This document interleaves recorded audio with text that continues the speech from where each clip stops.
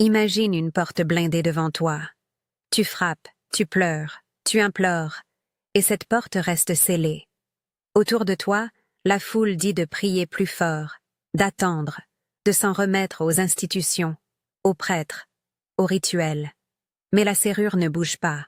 Et si la clé n'était pas une supplication, mais un signal précis que tu peux apprendre à émettre, ici et maintenant? Si la prière comme imploration branche souvent le mauvais numéro, il existe une technique simple et reproductible, conçue pour débutants, qui vise à activer ce que les anciens appelaient la lumière interne, la monada. Elle ne promet pas des garanties matérielles. Elle offre un protocole pour envoyer un signal clair à l'intérieur de la réalité et observer des signes immédiats de réorganisation. Avant d'aller plus loin, si tu sens déjà une résonance, écris dans les commentaires exactement ceci. J'active la monada. C'est un petit ancrage public, rien d'obligatoire, mais utile pour t'engager. La plupart de nos pratiques habituelles reposent sur la posture du manque. On adresse une demande depuis la peur et l'absence. La supplication place l'autorité ailleurs et allonge la chaîne d'intermédiaires. Dans la perspective que je partage, et que je définis comme une lecture ésotérique, pas une nouvelle doctrine universelle, le monde que nous percevons a des couches de conditionnement. Certains textes anciens parlent d'un néon inférieur, d'un artisan instable qui maintient la matrice d'oubli, d'autres traditions nomment ces forces des archontes. Ce langage peut choquer les lectures historico-critiques, et ce n'est pas l'objet de cette présentation de prétendre à une vérité dogmatique. Ici, c'est un cadre opératoire. Il y a une source originelle, la monada, une signature première qui contient le design de ce qui devrait être. Entre cette source et notre quotidien, se dressent des structures, des systèmes de croyances, des automatismes, qui brouillent le signal. Les miracles évangéliques, dans cette lecture, sont décrits non comme des faveurs magiques sans méthode, mais comme des opérations qui réaccordent la réalité au design originel.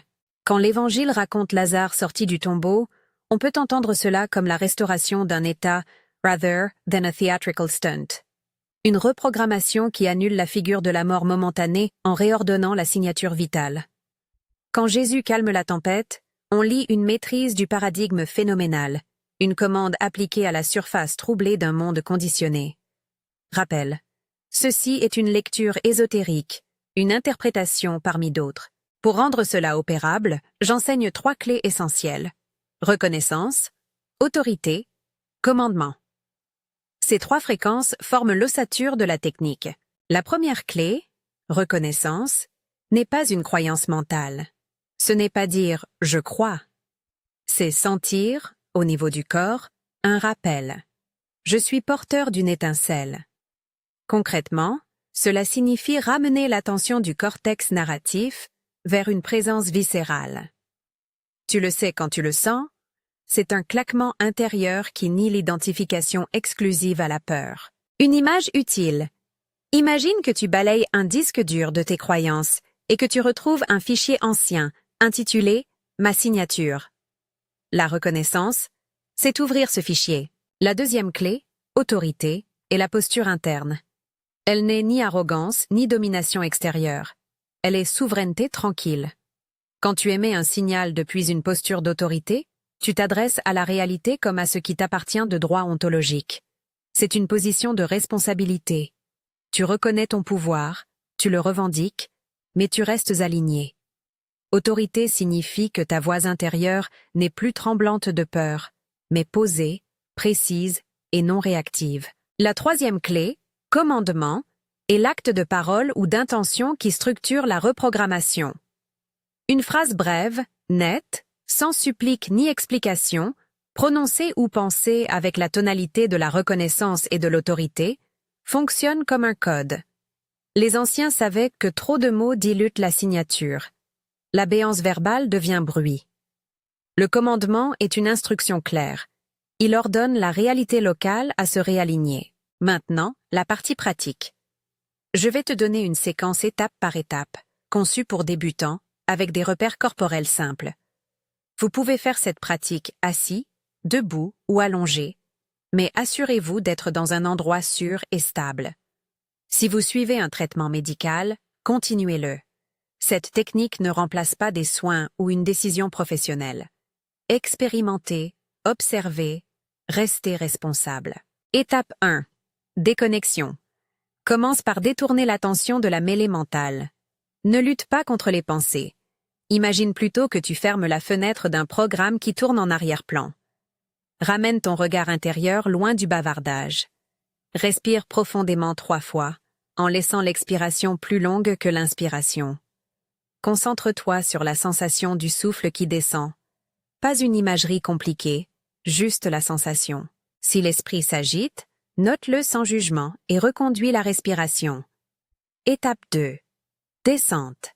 Visualise un ascenseur intérieur qui part du sommet de ta tête et descend jusqu'au centre de la poitrine, un peu sous le sternum. À chaque pleine expiration, sens l'ascenseur qui descend d'un palier.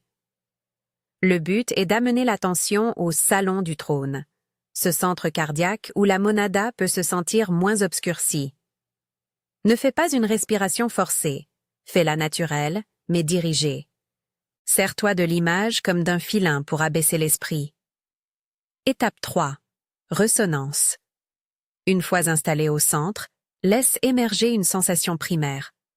Peut-être un léger chaud, peut-être une petite vibration. Pas besoin d'intensité. Une signature subtile suffit. Ici, tu cherches une reconnaissance, un clin d'œil intérieur. Je suis là. Prends un moment pour t'installer dans cette sensation, sans analyser. Si rien ne se passe, continue à respirer et à maintenir l'attention. Parfois, la fréquence a besoin d'un peu de temps pour s'accorder. Étape 4.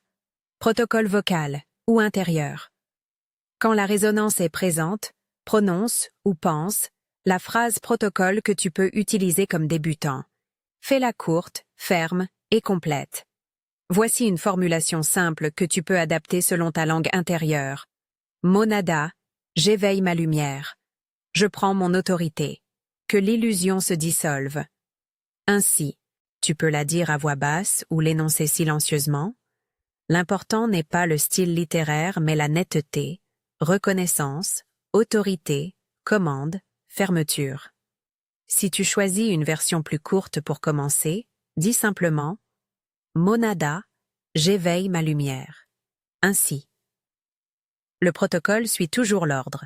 Affirmation de présence, prise d'autorité, commande de désengagement de l'illusion, puis lâcher. Observe la sensation qui accompagne la prononciation. C'est le signal que tu envoies. Étape 5. Lâcher prise immédiat. Après l'énoncé, lâche. Ne surveille pas les effets. Ne commence pas à argumenter mentalement. La posture la plus efficace est la neutralité vigilante. Retourne à la respiration, reste présent mais sans attente collante. Si tu cherches frénétiquement un changement visible, tu entraves le processus. Le lâcher-prise est un acte d'obéissance à l'autorité que tu viens d'énoncer. Pendant la pratique, quelques précautions simples. Ne prends aucune décision importante immédiatement après l'exercice. Laisse un intervalle pour que les informations se stabilisent.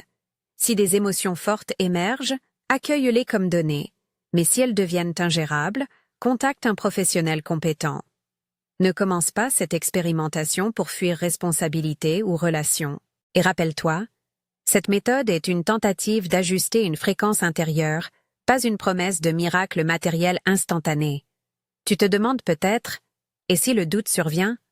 Le doute fonctionne ici comme un anticorps du système établi. Quand tu envoies un signal nouveau, des réflexes domestiques surgissent pour préserver l'ancien ordre. Appelle cela des pensées sabotantes, des ruminations, ou la fameuse petite voix qui te dit que tout ceci est illusion. La stratégie est simple et précise.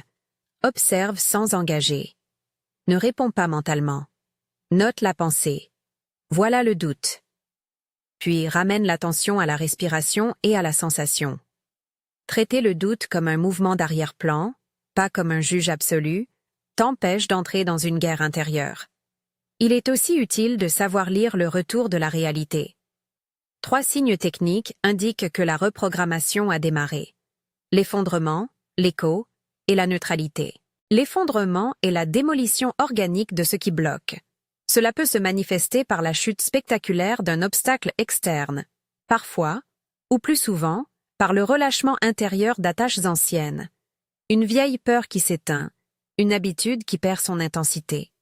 L'effondrement peut être bruyant, il peut être discret.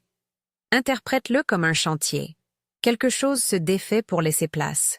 L'écho est la synchronisation, des coïncidences, des répétitions thématiques, des rencontres qui résonnent avec l'intention émise. Si tu as ordonné un réalignement autour d'un thème, l'écho est le feedback qui confirme que des micro-ajustements se font dans le champ attentif. Mais attention, les échos ne sont pas toujours des récompenses. Ils sont des indices. Observe-les sans t'y accrocher. La neutralité est le signe le plus fiable et le plus immédiatement observable pour la technique débutante. Elle apparaît quand l'attachement émotionnel au résultat baisse sans effort. Tu ne ressens plus l'angoisse de la perte, la frénésie de l'attente. La neutralité ne signifie apathie, elle signifie maîtrise. Tu as rendu le résultat secondaire à ta paix interne. Souvent, c'est ce calme, plus que n'importe quel signe externe, qui montre que la monada reprend sa place. Sache aussi que l'intensité initiale peut provoquer des retours. Vagues de fatigue, vieux souvenirs qui remontent, rêves désordonnés. Ce sont des indicateurs d'ajustement. Si tu te sens submergé, arrête la technique un moment. Respire et, si nécessaire, cherche un accompagnement.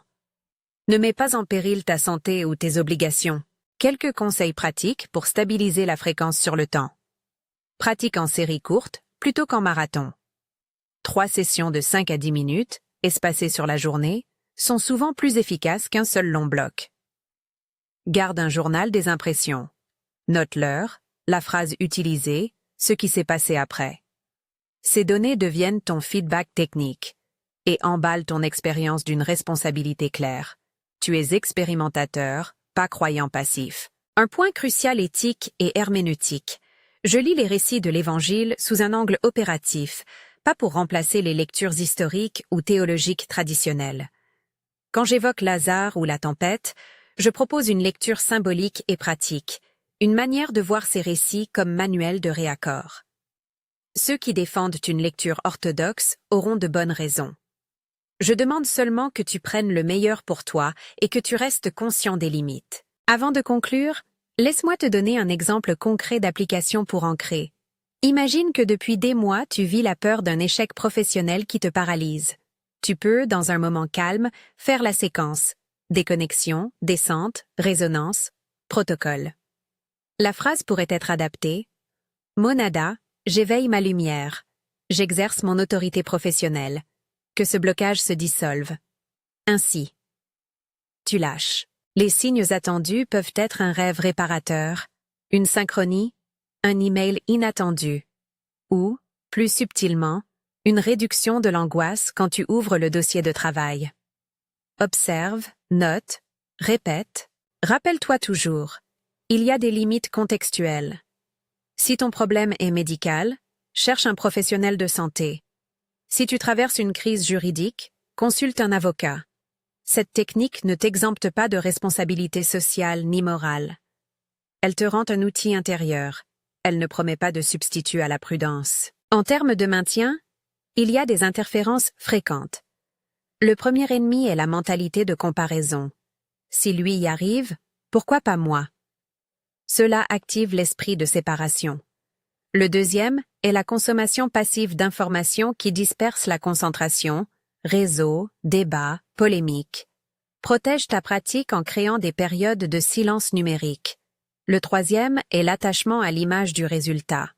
Cultive plutôt la pratique de la neutralité vigilante. Ce que tu peux espérer comme résultat immédiat, non pas nécessairement une manifestation matérielle instantanée, mais souvent un signal interne. Neutralité, un sentiment de clarté, un petit effondrement d'une vieille réaction, qui indique que ton signal a été reçu. Ces signes immédiats sont précieux parce qu'ils te montrent que la ligne est ouverte.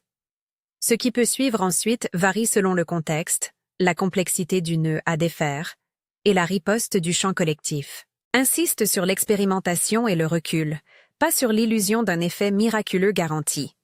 Un dernier point sur l'ennemi évoqué plus tôt, lorsque je parle du démiurge ou des archontes, il s'agit d'un langage opératif pour décrire la dynamique d'obstruction. Ce n'est pas une invitation à l'hostilité sociale.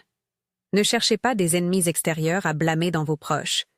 Utilisez ces catégories comme métaphores pour comprendre des mécanismes, pas comme justification d'un sectarisme. Pour conclure, reprenons l'essentiel. La porte blindée peut rester silencieuse quand tu l'assommes de pleurs. Mais si tu apprends le code, si tu alignes reconnaissance, autorité et commandement, tu peux envoyer un signal distinct, économe en mots, dense en intention.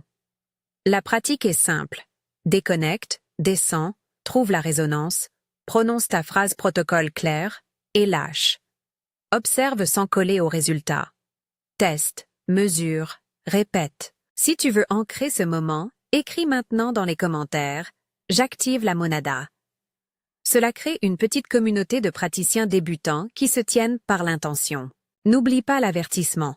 Ceci est une méthode expérientielle, une lecture ésotérique.